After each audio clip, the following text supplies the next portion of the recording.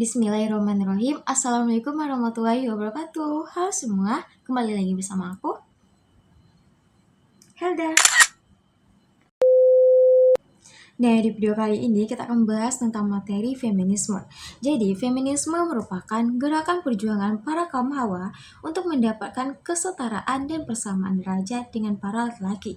Inti dari gerakan feminisme adalah bagaimana cara meningkatkan status perempuan melalui tema-tema seperti kesetaraan gender dan emansipasi wanita. Feminisme digambarkan sebagai bentuk pemberontakan kepada kaum laki-laki. Feminisme menggabungkan doktrin persamaan hak bagi perempuan yang menjadi gerakan terorganisasi untuk mencapai hak asasi perempuan dengan sebuah ideologi transformasi sosial yang bertujuan untuk menciptakan dunia bagi perempuan. Upaya melawan pranata sosial sebagai institusi rumah tangga untuk perkawinan maupun upaya wanita untuk mengakhiri kodratnya. Secara umum, feminisme adalah pembebasan wanita karena yang melekat dalam semua pendekatannya adalah keyakinan bahwa wanita mengalami ketidakadilan karena jenis kelamin. Kaum perempuan melalui gerakan feminis dan teori feminis menuntut agar kesadaran kultural yang selalu memarginalkan wanita dapat diubah sehingga keseimbangan yang terjadi adalah keseimbangan yang dinamis. Nah, feminisme di samping sebagai gerakan kultural juga dianggap sebagai salah satu teori sastra. Teori-teori feminis sebagai alat kaum perempuan untuk memperjuangkan hak-haknya, yang erat kaitannya dengan konflik ras, khususnya konflik gender.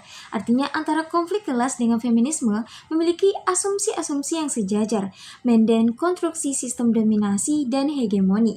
Pertentangan antara kelompok yang lemah dengan kelompok yang dianggap lebih kuat. Jajah Negara mengatakan inti tujuan feminisme adalah meningkatkan kedudukan dan derajat perempuan agar sama atau sejajar dengan kedudukan serta derajat laki-laki. Perjuangan serta usaha feminisme untuk mencapai tujuan ini mencakup berbagai cara. Salah satu caranya adalah memperoleh hak dan peluang yang sama dengan yang dimiliki laki-laki. Peran dan kedudukan perempuan tersebut akan menjadi sentra pembahasan kajian sastra. Nah, Endaswara mengatakan terdapat 5 sasaran penting dalam analisis feminisme sastra. Yang pertama, mengungkapkan karya-karya penulis wanita masa lalu dan masa kini, agar jelas citra wanita yang merasa ditekan oleh tradisi. Dan yang kedua, mengungkapkan berbagai tekanan pada tokoh wanita dalam karya yang ditulis oleh pengarang pria. Dan yang ketiga, mengungkapkan ideologi pengarang wanita dan pria, bagaimana mereka memandang diri sendiri dalam kehidupan nyata. Dan yang keempat, mengkaji dari aspek genokritik, yakni memahami bagaimana proses kreatif kaum feminis. Dan yang kelima, mengungkapkan aspek psikoanalisis feminis, yaitu mengapa wanita, baik tokoh maupun pengarang, lebih suka pada hal-hal yang halus, emosional, penuh kasih sayang, dan sebagainya. Nah, novel Bumi Manusia banyak mengusung nilai-nilai feminisme. Bentuk feminisme tersebut dapat dilihat sebagai berikut. Tokoh Nyai Ontosoro, seorang wanita pribumi Gundik yang dapat berbicara bahasa Belanda begitu baik, tidak memiliki kompleks terhadap tamu pria.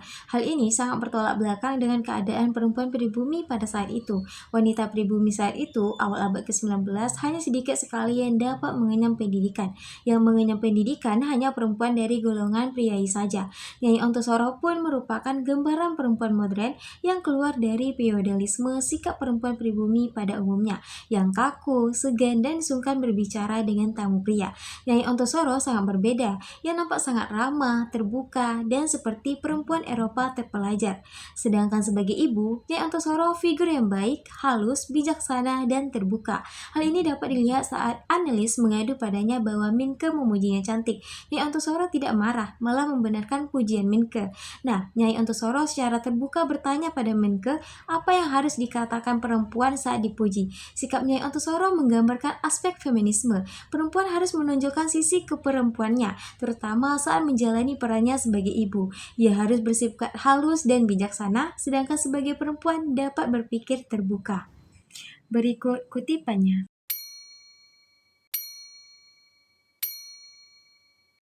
Nah, dari perbincangan antara Annelies dan Minke, diketahui bahwa Nyai Ontosoro melakukan semua pekerjaan kantor, mengurus administrasi, buku dagang, serta surat menyurat bank. Sungguh hal yang luar biasa yang bisa dilakukan oleh seorang perempuan pribumi yang tidak pernah bersekolah. Pram melukiskan tokoh Nyai Ontosoro sebagai tokoh perempuan yang mandiri, tangkas, dan ulet. Perempuan agar terbebas dari dominasi laki-laki memang harus mandiri, baik itu dalam hal bisa melakukan pekerjaan tanpa selalu mengandalkan laki-laki maupun mandiri dari segi ekonomi. Berikut kutipannya.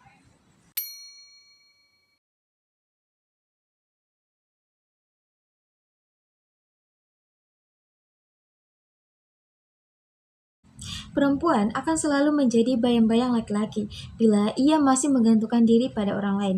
Meskipun kodratnya sesama manusia, baik laki-laki maupun perempuan saling membutuhkan.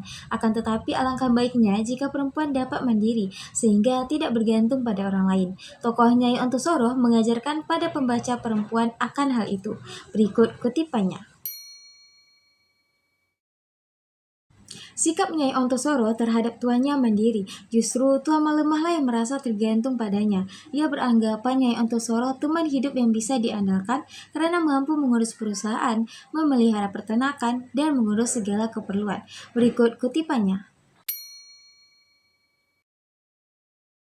Perempuan pun jika diberi kesempatan sebagai pemimpin dapat menjadi pemimpin yang baik, memiliki karakter tegas, tangkas, ulet, dan bertanggung jawab. Nyai Ontosoro pembuktian dari hal tersebut. Semakin banyak yang dipelajari, pribadi Sanika makin lama makin lenyap. Nyai Ontosoro tumbuh menjadi nyai yang berwawasan luas, menguasai berbagai bidang pekerjaan perusahaan, menjadi majikan bagi para pekerja harian. Nyai Ontosoro tumbuh menjadi perempuan yang lebih maju dibandingkan dengan perempuan pribumi, toto, maupun peranakan. Nah, feminisme menganjurkan perempuan dapat berjuang membela dirinya sendiri. Feminisme sangat menentang eksploitasi terhadap perempuan. Perempuan hendaknya berani membela dirinya sendiri jika hak-haknya dilanggar oleh orang lain.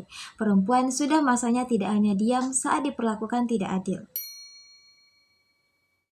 Penokohan perempuan dalam novel Bumi Manusia sangat menarik.